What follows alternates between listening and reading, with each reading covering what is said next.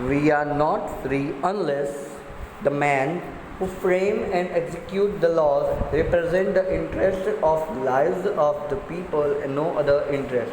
तो हम क्या है, तब तक फ्री नहीं हो सकते जब तक जो आदमी है वो frame and execute the law represent जो लोगों के कर्ज है वो ना अदा करे, तब तक हम फ्री नहीं हो सकते हैं. The ballot does not make a free man out of a wage slave.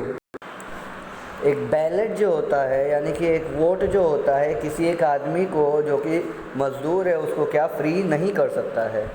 There has never existed a truly free and democratic nation in the world.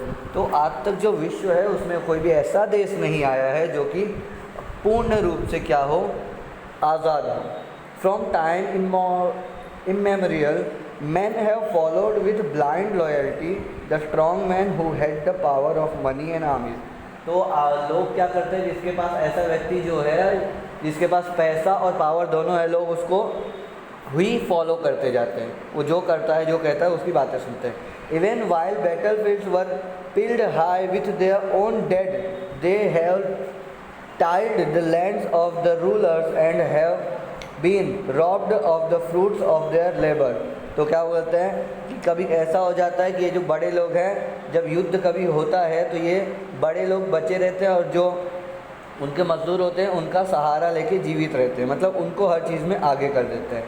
यहाँ पे बोला है they have tiled the lands of the rulers and have been robbed of the fruits of their labour. उनका labour है उनकी चीज़ें हड़प लेते हैं. दे हैव बिल्ट पैलेसेस और क्या पैलेसेस बनाते हैं, महल बनाते हैं, पिरामिड बनाते हैं, टेम्पल बनाते हैं, कैथेड्रल्स बनाते हैं यानी कि चर्च बनाते हैं. That held no real shrine of liberty. जहाँ पे सच में जो हमारी लिबर्टी होती है उसका कोई मूल्य नहीं है. As civilization has grown more complex, the workers have become more and more enslaved. तो जैसे सिविलाइजेशन बढ़ती जा रही है जो वर्कर हैं वो धीरे धीरे और स्लेव होते जा रहे हैं. Until today, आज तक they are little more than parts of the machines they operate. वो क्या है, एक तरह से मशीन का पार्ट हैं जो वो ऑपरेट करते हैं.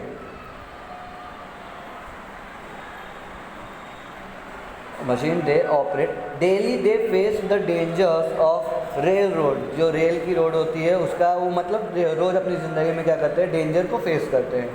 ब्रिज की, skyscraper, freight train, stokehold, stockyard, training at the docks, on the railroad, underground and on the seas. ये सब जगह पे वो सब काम करते हैं. वहाँ पे अपनी जान को है जोखिम में डालते हैं और फिर भी क्या करते हैं, ये काम करते रहते हैं. They move the traffic and pass from land to land the precious commodities. क्या करते हैं, जो ट्रैफिक होता है वहाँ पे जो चीज़ें होती है क्लियर करते हैं, लैंड को साफ़ करते हैं और फिर आगे बढ़ा देते हैं. That make it possible for us to live. वो हमारी ज़मीन को साफ़ करते हैं, उसको वहाँ पे बिल्डिंग बनाते हैं, तब हम वहाँ पे रहते हैं. And what is their reward? और उनको बदले में क्या मिलता है, स्कैंट्री वेज. सिर्फ क्या वेज मिलता है, वेज मतलब क्या, उनको जो भी भुगतान होता है, जो मेहनताना होता है वो थोड़ा सा मिल जाता है. और फिर भी वो क्या है, उनके पास पुअर्टी है, रेंट भरने हैं, टैक्सेस पे करने हैं और वॉर का भी सामना करना है. ये सब बात इन्होंने बोली कब, हेलेन केलर में. इस टाइम पे क्या है, वर्ल्ड वॉर चल रहा था और वॉर के समय बहुत सारी क्या मुसीबतें आ रही है, लोगों को पुअर्टी का सामना करना पड़ रहा है, कुछ ना कुछ क्या है उनको सामना करना पड़ रहा है जो कि सिर्फ और सिर्फ वॉर के वजह से होता है. इसलिए ये पूरा जो चैप्टर है ना हमें वॉर के ऊपर बताया गया है और उस टाइम पे जो मज़दूर हैं, वर्कर लोग हैं, उनकी पुअर्टी क्या होती है, उनकी हालत क्या हो रही है, उसको यहाँ पे पूरा उन्होंने अपनी स्पीच में एक्सप्लेन किया है. इसलिए लास्ट में उनको बोल रहे हैं. अब आगे क्या बच रहा है, हाँ, स्कैंटी और कंपनसेशन. वॉर का कंपनसेशन उनको खाली थोड़ा सा मिल जाता है लेकिन वो गरीबी तो गरीबी ही रहती है. The kind of preparedness the workers want in reorganisation and reconstruction of their whole life. अब उनको कैसा चीज़ चाहिए वर्कर्स को कि उनकी जो पूरी चीज़ें एकदम शुरुआत से अब वापस से सही की जाए.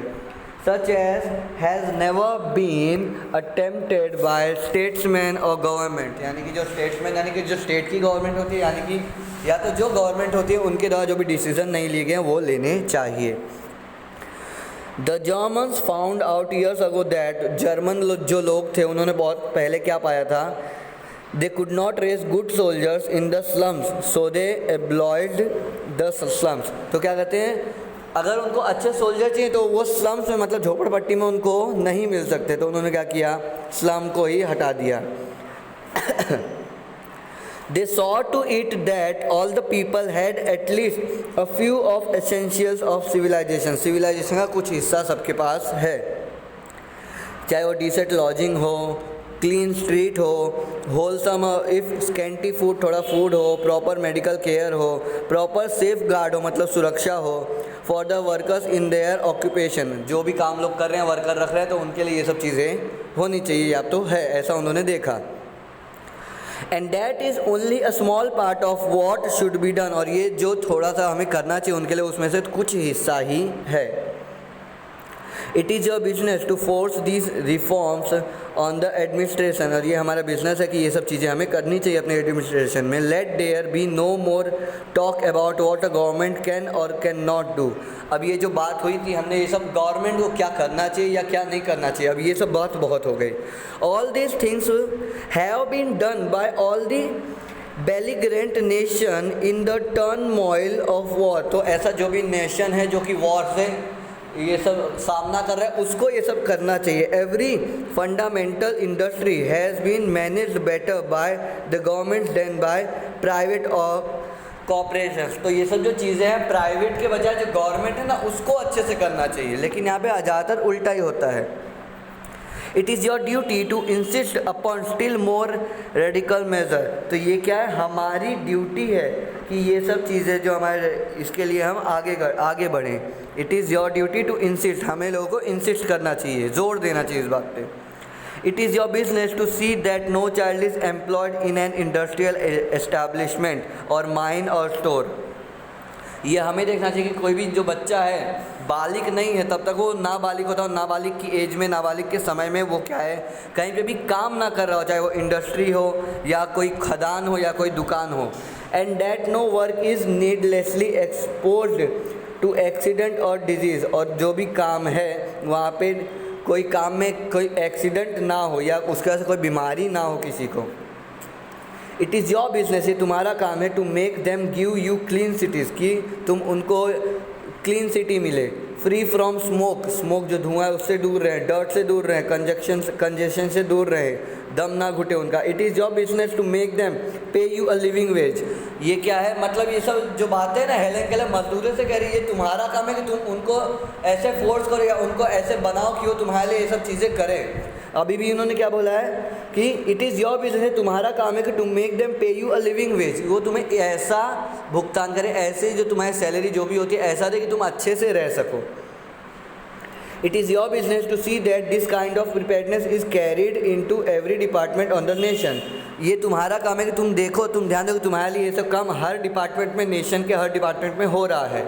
Until everyone has a chance to be well born, कि ये सबका चांस है कि वो अच्छे से जिए या अच्छे से पैदा हो, वेल नरिश्ड, अच्छे से उनका पालन पोषण हो, राइटली एजुकेटेड, अच्छे से उनका एजुकेशन हो, इंटेलिजेंट बने वो, एंड सर्विसेबल, मतलब जो कंट्री है उसके लिए वो सर्विसेबल बने हर टाइम, मतलब उनकी सेवा कर सके.